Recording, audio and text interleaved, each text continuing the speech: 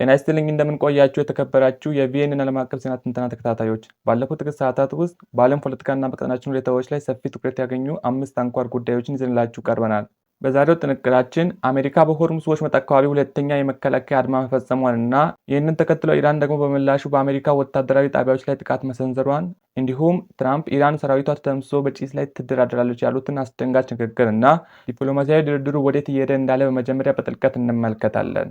በዚህም ለምን አሜሪካ ይህንን አስፈሪ ጥቃት እንደፈጸመች፣ ጥቃቱ ምን ያክል ከባድ እንደነበር፣ የኢራን ምላሽ ምን እንደነበር፣ ከምላሹ በስተጀርባ ምን ምስጢር እንዳለው፣ ሁለቱም ወገኖች የተኩስ አቁሙን ጥሰው ተኩስ መቀጠላቸው ነገዋን ዓለም ወዴት እየወሰደ እንዳለ፣ እንዲሁም ትራምፕ ይህንን አስፈሪ ቃል ለምን እንዳሉ፣ ኢራን ከጭስ ላይ ብትሆን ስምምነቱን እንዴት ትቃወማለች፣ በድርድሩ ጀርባ ምን ተደብቋል፣ ዓለም ጥሩ ስምምነት ወይም ምንም የሚለውን ጨዋታ እስከ መቼ ትታገሳለች፣ በዝርዝር እንመለከታለን።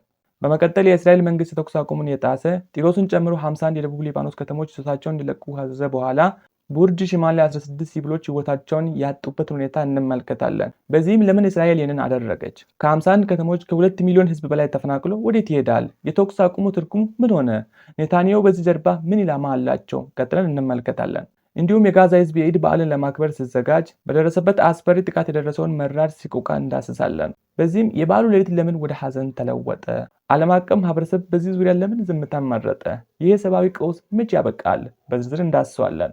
ከዚህ በተጨማሪ በምስራቅ ኮንጎ የተቀሰቀሰው አዲሱ የኢቦላ ወረርሽኝ ወደ ኡጋንዳ ተሻግሮ 10 የአፍሪካ ሀገራትን አደጋ ላይ እንደጣለ እንመለከታለን። በዚህም ለምን ዓለም አቀፍ ድርጅቶች በዚህ አስፈሪ ወረርሽኝ ዙሪያ ዝምታን መረጡ? አሜሪካ ዩኤስዲን ማቋረጧ ምን ዋጋ አስከፈለ? ወረርሽኙ ወደ ኢትዮጵያ የመድረስ ዕድሉ ምን ያክል ቀረበ? በጥልቀት እንመለከታለን።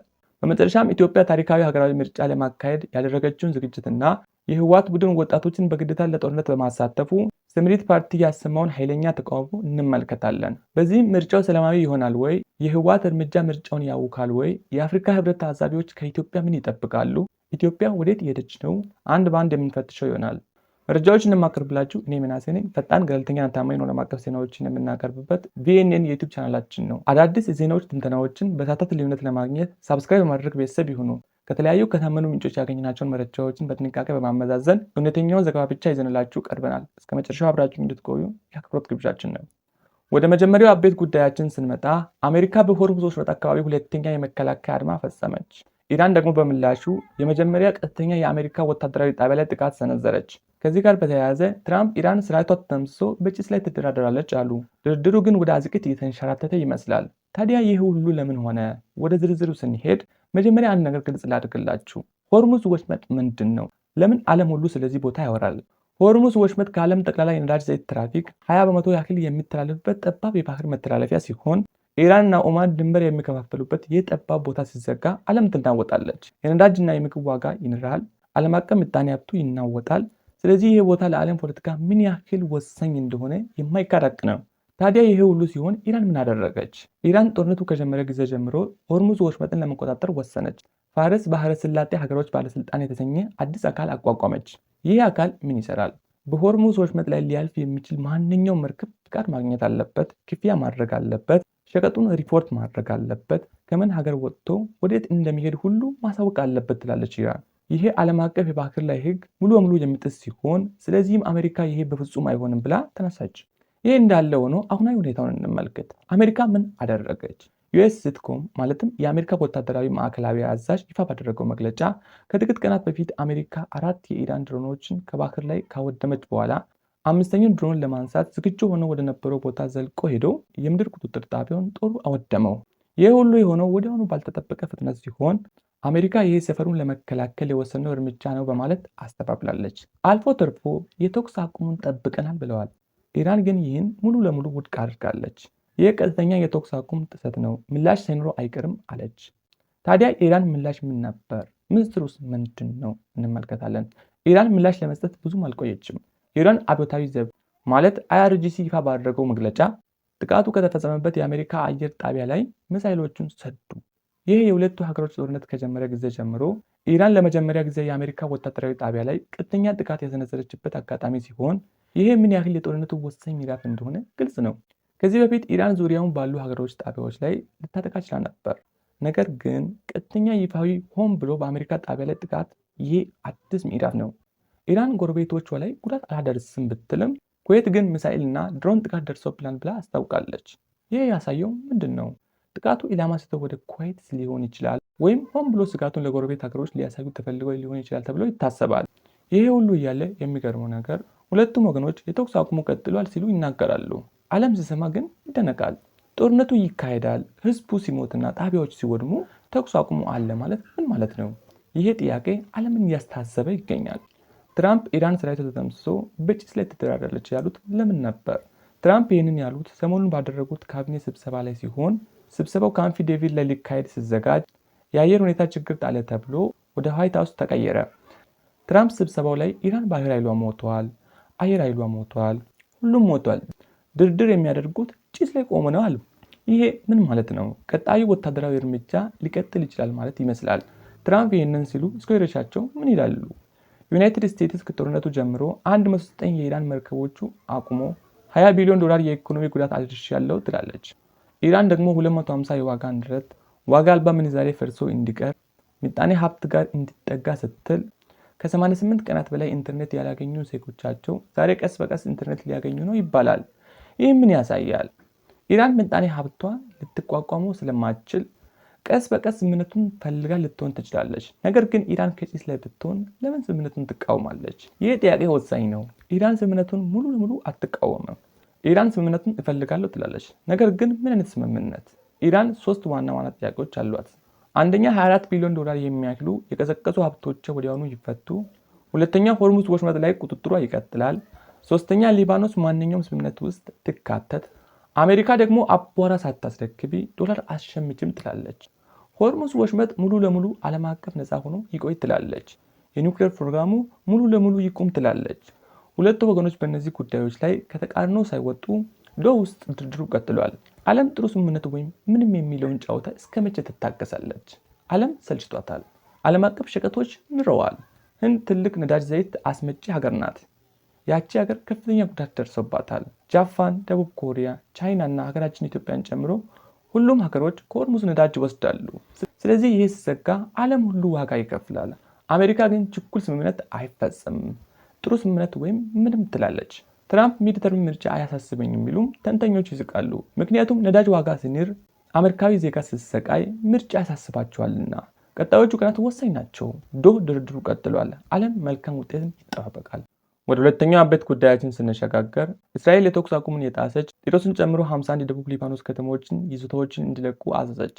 ቡርጅ ሽማል ላይ በደረሰው ድብደባ 16 ሲቪሎች ህይወታቸውን አጥተዋል።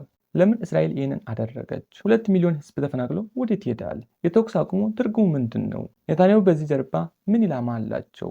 ወደ ዝርዝሩ ስንሄድ ሁሉም ነገር ከጥቂት ቀናት በፊት ጀምሮ ነበር የተባባሰው። ናባቴን ለምትባል ሁለተኛዋ ትልቅ ከተማ ለቃ ውጪ ካለች 24 ሰዓታት ሳይሞሉ ትላንት ጢሮስ ሙሉ ከተማ ለቃ ትውጣ ተባለች። ጢሮስ በደቡብ ሊባኖስ ትልቅ የህዝብ ማዕከል ስትሆን ወደ 50,000 ህዝብ ልታስተናግድ የምትችል ከተማ ናት። ቡርጅ ሽማል፣ ቡርጅ የራህያል፣ ራሽዴ ስደተኛ ካምፕም ሁሉም ወዲያውኑ ልቀቁ ተባሉ። ህዝቡ ወዴት እንደሚሄድ ሳያውቅ ወደ ሱፐር ማርኬቶቹ ሮጠ። ምን ወስዳለሁ? ወዴት ይሄዳለሁ? ቤተሰቦች የሉምና ምን አደርጋለሁ ሲሉ ብዙዎቹ ያለቅሱ ነበር። ፋርማሲዎቹ ዘጉ፣ ሆስፒታሎቹ ተበተኑ፣ አምቡላንሶቹ የት እንደሚሄዱ አያውቁም፣ ግራ ተጋባሉ። ቡርጅ ሽማል ላይ ምን ሆነ? ቡርጅ ሽማል አካባቢ ላይ የደረሰው አየር ድብደባ 2 ሴቶችና 3 ህጻናትን ጨምሮ 16 ሰዎች ህይወታቸውን ቀጠፈ። 2 ሴቶች፣ 3 ህጻናት። እነሱ ምን ጥፋት ሰሩ? ምን ወንጀል ሰሩ? ምንም። ቤታቸውን ወደቀ፣ ፍርስራሽ ስር ሞቱ። ሰዎቹ ቀደም ሲል ጦርነቱ ሲጀምር ቡርጅ ሽማልን ትተው የሄዱ ሲሆን ተኩስ አቁሙ ሲመጣ ደህና ነው ብለው ተመልሰው የቤታቸውን ጣሪያ ያዩ ናቸው። ቤት ተመለሰን፣ ሰላም ሆነ ብለው ደስ ሲላቸው ይህ ያልተጠበቀ ሆነ። ኔታንያሁ በዚህ ጀርባ ምን ኢላማ አላቸው? ኔታንያሁ ይፋ ባደረጉት መግለጫ ፍጥነት ጨምረናል፣ ትልቅ ኃይሎቻቸው ደቡብ ሊባኖስ ማቅናታቸውን ይቀጥላሉ፣ ቢጫ መስመር አልፈናል፣ ሂዝቦላን ሙሉ ለሙሉ ለማደምሰስ ጦርነቱን ጨምረናል አሉ። ይህን ሲሉ ምን አስታወሰን? ሰሞኑን ከ3,000 በላይ ህዝብ ሊባኖስ ውስጥ ሞቷል። ከ20 በመቶ በላይ የሊባኖስ ህዝብ ተፈናቅሏል። 1 ሚሊዮን ሰው ከቤቱ ወጥቷል። ሆኖም ኔታንያሁ ጦርነቱ ይጨምሩታል። ለምን ይህን አደረጉ? ኔታንያሁ ቤት ውስጥ ከፍተኛ ፖለቲካዊ ጫና አለ። ቀጣይ ምርጫ ሊቀርብ ይችላል። ሂዝቦላ ሙሉ ለሙሉ ካልተደመሰሰ የኔታንያሁ ፖለቲካዊ ህይወት ያበቃል የሚሉ ወገኖች ብዙ ናቸው። ስለዚህ ኔታንያሁ ጦርነቱን ያጧጡፋሉ። ለህዝቡ ደህንነት ሳይሆን ለፖለቲካዊ ህልውና ሊሆን ይችላል ሲሉ ተንታኞች ይናገራሉ። አሜሪካ ምን አደረገች? አሜሪካ ይፋ ጠንካራ ተቃውሞ ብታቀርብም ስር ነቀል እርምጃ አልወሰደችም። ዓለም ዝም ብሎ ሲያይ ህዝቡ ያለቅሳል። ፔንታጎን ላይ ሰሞኑን ስብሰባ ሊካሄድ ሲዘጋጅ የሊባኖስና የእስራኤል ወታደራዊ ተወካዮቻቸው ይገኛሉ ይሉ ነበር። ስብሰባው ምን ይዞ ይመጣ ይሆን? ዓለምን በአጽንኦት ትጠባበቃለች። ወደ ሶስተኛው አበይት ጉዳያችን ስንሸጋገር ጋዛ ህዝብ የኢድ በዓልን ለማክበር ሲዘጋጅ የእስራኤል አየር ድብደባ 7 ህይወት ቀጠፈ። ከጥቅምት 2025 ጀምሮ 3000 በላይ ጥሰቶች ተመዝግበዋል። የበዓል ሌሊት ለምን ወደ ሐዘን ተለወጠ? ዓለም አቀፍ ማህበረሰብ በዚህ ጉዳይ ለምን ዝም አለ? ይህ የሰብአዊ ቀውስ መቼ ያበቃ? ወደ ዝርዝሩ ስንሄድ ጋዛ ህዝብ ለዓመታት ስናፍቃቸው የነበሩ ነገሮቻቸውን ሊያስቡ ለበዓሉ ዝግጅት ሊያደርጉ ሲጠባበቁ ነበር ያደሩት። ጋዛ ህዝብ ከ2023 ጀምሮ ስቃይ ውስጥ ሲሆን ምን ብዛት ህዝብ ሞቷል፣ ምን ብዛት ቤት ፈርሷል፣ ምን ብዛት ህፃናት አያቶቻቸውን አጥተዋል። ቁጥሩ ይናዘዛል። ሌሊት ወደ 3 ሰዓት ሲሆን ጋዛ ሲቲ መሃል ላይ አንድ የቤት ህንፃ ላይ የእስራኤል አየር ጥቃት ወደቀ። 3 ሴቶችና አንድ ህፃን ጨምሮ 7 ፍልስጤማውያን ህይወታቸውን አጥተዋል። 18 ሌሎች ቆስለዋል። ቤቱ ሙሉ ለሙሉ ተቃጠለ። ልጆቹ ሲያለቅሱ፣ ወላጆቹ ሲጮሁ፣ አምቡላንሶቹ ሲሮጡ፣ ሌሊቱ ወደ ሐዘን ሌሊት ተቀየረ። እስራኤል በዚህ ዙሪያ ምን አለች? ሲኒር ሐማስ አዛዥ ኢላማ አድርገን ነው አለች። ሐማስ ደግሞ ምንም አልተናገረም። ህዝቡ ግን ሲሞት፣ ህፃናት ሲያለቅሱ ምን ልንል ይሆን? ዓለም አቀፍ ማህበረሰብ ዝም ለምን አለ? ከጥቅምት 2025 ጀምሮ ተኩስ አቁም ተብሎ ከታወጀ ጊዜ ጀምሮ 3000 በላይ ጥሰቶች ተመዝግበዋል። 900 በላይ ፍልስጤማውያን ሞተዋል። ዓለም አቀፍ ማህበረሰብ ግን ጠንካራ እርምጃ ከመውሰድ ወደኋላ ብሏል። ለምን? ምክንያቱ ብዙ ናቸው። አሜሪካ እስራኤልን አናወግዛትም ትላለች፣ ምክንያቱም ኢራን ጦርነቱ ውስጥ ስለነበረች። ትኩረት ሁሉ ወደ ሆርሙዝ አመርቷል። አውሮፓ ትቃወማለች፣ ነገር ግን ጠንካራ እርምጃ አልወሰደችም። አፍሪካ ህብረት ያወግዛል፣ ማን ያዳምጠዋል? ዓለም አቀፍ ፖለቲካ ሲደረደር ጋዛ ህዝብ ሞቱን ይቆጥራል። ይህ የሰብአዊ ቀውስ መቼ ያበቃል? ዓለም ለዓመታት ሲያስተሳስብ ለነበረ ጥያቄ ቀላል ምላሽ አይገኝም። ነገር ግን አንድ ነገር ግልጽ ነው። ዓለም አቀፍ ህጉ ሲጣስ፣ ሲቪሎቹ ሲሞቱ፣ ዓለም ዝም ካለ ስቃዮቹ ይቀጥላሉ። ጋዛ ህዝብ ሰላምን ይፈልጋል፣ ዓለምም ሰላም ይፈልጋል። ነገር ግን ጠንካራ ፖለቲካዊ ፋይዳ ሳይኖር ሰላም ሩቅ ሆኖ ይቀጥላል። ይህ ነው ዋናው ነገር። ወደ አራተኛው አበይት ጉዳያችን ስንሸጋገር በምስራቅ ኮንጎ የተቀሰቀሰው አዲሱ የቡንዲቡጊዮ ኢቦላ ወረርሽኝ ወደ ኡጋንዳ ተሻግሮ 10 አፍሪካ ሀገራትን አደጋ ላይ ጥሏል። ክትባት ያለው ወረርሽኝ ሳይሆን ምንም ፈውስ የሌለው አዲስ አይነት ሲሆን ለምን ዓለም ዝምታን መረጠ? አሜሪካ ዩኤስዲን ማቋረጧ ምን ዋጋ አስከፈለ? ወረርሽኙ ወደ ኢትዮጵያ የመድረስ እድሉ ምን ያህል ቀረበ? ወደ ዝርዝሩ ስንሄድ ኢቦላ ቡንዲቡጊዮ ምንድን ነው? ዓለም ቀደም ሲል ያወቀው ኢቦላ ዛይር አይነት ነበር። ለዚህ አይነት ፈውስ አለ፣ ክትባት አለ። ዓለምም 2014 እስከ 2026 ምዕራብ አፍሪካ ውስጥ ካካሄደው ከባድ ጦርነት ጋር ወጥቷል። ነገር ግን ይህ አዲስ ቡንዲቡጊዮ አይነት ምንም ፈውስ፣ ምንም ክትባት የለውም። ሞት ምጣኔው 30 እስከ 50 በመቶ ነው። ማለትም 2 ሰው ቢያዝ አንዱ ሊሞት ይችላል ማለት ነው። ይህ አይነት ወረርሽኝ ማይ 15 ቀን 2015 ዓ.ም በምስራቅ ኮንጎ ኡቱሪ ክፍለ ሀገር ተረጋገጠ።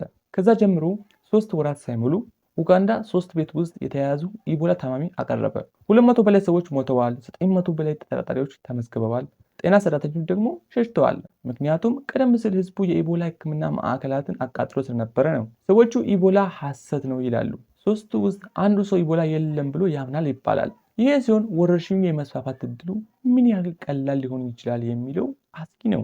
አሜሪካ ዩኤስዲን ማቋረጧ ምን ዋጋ አስከፍሏል? ዩኤስዲ ለዓመታት ለምስራቅ ኮንጎ እና ለኡጋንዳ ኢቦላ መከላከያ ፕሮግራም ዋና ሸፋኝ ነበር። ሲቋረጥ ያ ቦታ ባዶ ሆነ። ስልጠናዎቹ ቆሙ፣ ላቦራቶሪዎቹ ዘጉ፣ ቅድመ ጥንቃቄ ስርዓት ፈረሰ። አሁን ዓለም ጤና ድርጅት 6 ወራት የምላሽ እቅድ $319 ሚሊዮን ጠይቋል። ከዚህም ውስጥ 265 ሚሊዮን ለኮንጎ እና ለኡጋንዳ፣ 52 ሚሊዮን ደግሞ ለ10 ቀጠናዊ ሀገሮች ዝግጅት እቅድ ሲሆን፣ ነገር ግን ፋንድ ሙሉ አይደለም። ሀብቶቹ ወደ ሌሎች ቀውስ ሄደዋል። ህመሞቹ ግን ዳኛቸውን ሳይጠብቁ ሊሞቱ ይችላሉ። ሌሎቹ ቀውሶቹ ሲብሱ አሁን ኢቦላ ወደ ጎን ተገፋ። ዓለምም ዝምታ መረጠ። ወረርሽኙ ወደ ኢትዮጵያ ምን ያህል ቀረበ? አፍሪካ ሲዲኤስ 10 ሀገሮችን ከፍተኛ ስጋት ያለባቸው ብሎ ዘርዝሯቸዋል። ከዚህም ዝርዝር ውስጥ ኢትዮጵያ ትገኛለች። ኢትዮጵያ ከኮንጎ ከኡጋንዳ ጋር ቀጥተኛ ድንበር ሳይኖር ንግዳዊ ትስስር ከፍተኛ ሲሆን ሰዎቹ ይሄዳሉ ይመጣሉ፣ ሸቀጦቹ ይሄዳሉ ይመጣሉ። ድንበሮቹ ጠንካራ ቁጥጥር ሳይኖራቸው ቫይረሱን ሊሻገር ይችላል። የኢትዮጵያ ጤና ሚኒስቴር ጥንቃቄ እናደርጋለን ቢልም ሀገራችን ድርድሩ፣ ምርጫው፣ ሌሎች ፖለቲካዊ ጉዳዮች ሲያሳስቡ ኢቦላ ወደ ጎን ሊቀር ይችላል። ስለዚህ ሀገራችን ዜጎች ጥንቃቄ ያስፈልጋል።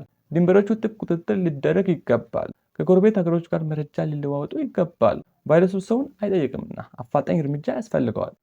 ወደ አምስተኛው የመጨረሻው አበይት ጉዳያችን ስንሸጋገር ኢትዮጵያ ታሪካዊ ሀገራዊ ምርጫ ግንቦት 24 ቀን 2018 ዓ.ም ለማካሄድ ዝግጅቷን አጠናቅቃለች። ይሁን እንጂ የህወሓት ቡድን ወጣቶችን በግዴታ ለጦርነት ሲያሰልፍ ስምሪት ፓርቲ ኃይለኛ ማስጠንቀቂያ አስተላለፈ። ምርጫው ሰላማዊ ይሆናል ወይ? የህወሓት እርምጃ ምርጫውን ያውካል ወይ? የአፍሪካ ህብረት ታዛቢዎች ከኢትዮጵያ ምን ይጠብቃሉ? ኢትዮጵያ ወዴት እየሄደች ነው? ወደ ዝርዝሩ ስንሄድ ኢትዮጵያ ፊታችን ሰሞን ታሪካዊ ምርጫ ታካሂዳለች። ታሪካዊ ለምን ይባላል? ምክንያቱም ከ10 ሺህ በላይ እጩዎች ቀርበዋል። 69 ፓርቲዎቹ ይሳተፋሉ። 24ቱ ሀገር አቀፍ ሲሆኑ 45ቱ ደግሞ ክልል አቀፍ ናቸው። ይህ ቁጥር ለኢትዮጵያ ታሪክ ትልቅ ነው። ህዝቡ ድምፁን ይሰጣል። ዲሞክራሲያዊ ሂደቱ ይቀጥል ዘንድ ሁሉም ዝግጁ ናቸው ተባለ። የምርጫ ቦርድ ምን አለ? የምርጫ ቦርድ ሁሉም ተቋሞቹ ሰኞ ዕለት ዝጉ ብሏል። ቅስቀሳ ይቆማል። ህዝቡ ሁሉ ምርጫ ቦታ ሄዶ ድምፁን ይሰጣል። ህዝቡ ድምፁን ሊሰጥ፣ የፓርቲዎች ቅስቀሳ ሊቆም፣ ሚዲያዎቹ ፓርቲ ፕሮግራሞችን ሊያቆሙ፣ ሁሉም ለሰኞ ዝግጁ ናቸው ተባለ። ከ37 ሀገሮች የተውጣጡ የአፍሪካ ህብረት ታዛቢ ቡድን ትናንት ወደ አዲስ አበባ ደርሷል። ቡድኑ የሚመሩት ቀደም ሲል የኬንያ ፕሬዝዳንት የነበሩ አሁር ኬንያት ናቸው። ቡድኑ ውስጥ አምባሳደሮች፣ የምርጫ ባለሙያዎች፣ የሰብአዊ መብት ባለሙያዎች፣ የሚዲያ ባለሙያዎች ሁሉ ተካተዋል። ይህ ሁሉ ለዝግጅቱ ጥሩ ምልክት ሲሆን ዓለምም ኢትዮጵያን ትመለከታለች። ነገር ግን ሰሞኑን ከትግራይ የወጡ ዜናዎች ያሳስባሉ። የትግራይ ዲሞክራሲያዊ ስምሪት ማለትም ስምሪት ፓርቲ የህወሓት ቡድን በትግራይ ክልል ወጣቶች ላይ ሰፊ የግዴታ ወታደራዊ ምልመላ እያካሄደ ነው ብሏል። ወጣቶቹ ሳያውቁ ተወስደዋል። ማዕከሎቹ ታወቁ ሊባል አይቻልም። ጥብቅ ወታደራዊ ጥበቃ ስር ናቸው ተባለ። ይህ ዝርዝር መረጃው ከፓርቲው ወጥቷል። ፓርቲው ምን ጠየቀ? ፓርቲው ፌደራል መንግስት አስቸኳይ ጣልቃ ይግባ ብሏል። ዓለም አቀፍ ማህበረሰብ ይህንን ያውግዝ ብሏል። ፓርቲው ይህ ድርጊት የሰላም ስምምነቱ ሰነዶችን የሚጥስ ነው ብሏል። ይህ ሁሉ ሲሆን ምርጫ ዋዜማ ላይ ነው የምንገኘው። ይሄ ድርጊት ምርጫውን ሊያውክ ይችላል ወይ? ህዝቡ ሰላምን ፈልጎ ወደ ምርጫ ቦታ ሊሄድ ሲዘጋጅ ይህ ዜና ምን ያህል ያሳስባል? ኢትዮጵያ ሰላም ትፈልጋለች፣ ህዝቡም ሰልችቶታል። ምርጫ ሂደቱ ሰላማዊ ሆኖ ይካሄድ ዘንድ ሁሉም ባለድርሻ አካል ኃላፊነቱን ሊወጣ ይገባል። ኢትዮጵያ ትቅደም። ውድ የቢኤንኤን ቤተሰቦች በዛሬው የዜና ትንተና ዝግጅታችን እነዚህን 5 አበይት ጉዳዮችን ዳሰናል። አዳዲስ ትንተናዎችን ቶሎ ቶሎ ለማግኘት ሳብስክራይብ ማድረግ ቤተሰብ ይሁኑ። በቀጣይ በሌላ አዲስ ዝግጅት እስከምንገናኝ ሰላምና ጤና በያላችሁበት ሁሉ